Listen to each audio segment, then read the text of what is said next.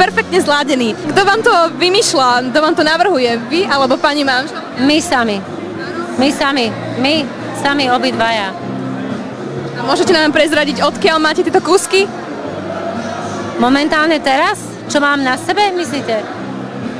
Toto je outfit, ktorý mi kedysi urobil jeden veľmi známy český návrhár.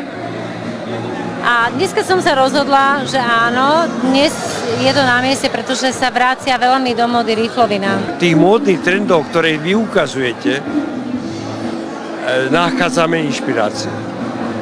A proste my k tomu kreujeme, čo nosíme. Ja si dovolím povedať, že som predbehla dobu, lebo ja ako ešte veľmi taká malá som sa strašne zaujímala o módu.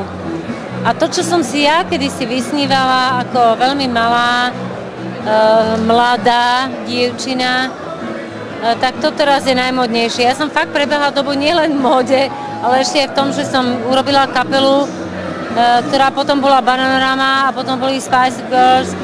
Tak to som ja vymyslela, čo sa má spievať a to potom len spievali oni. Takže si dovolím povedať, že predbieham dobu. Ale popri tom sa držíme trochu aj klasiky, lebo dneska som už dostal takú odpoveď, lebo neviem, pred 3-4 dňami sa objavilo niečo, že ja som údajne slovenský Lagerfeld. A manželka povedala, môj manžel je nezameniteľný, on je Juraj Lelkeš. Napriek tomu ja som stále pod vplyvom jedného úžasného človeka, ktorého uznávam. Volá sa Alain Delon. Vy ste krásna mladá dáma. Viete, kto je Alain Delon? Áno, viem. No, to je skvelé. Má 75 alebo 6 rokov.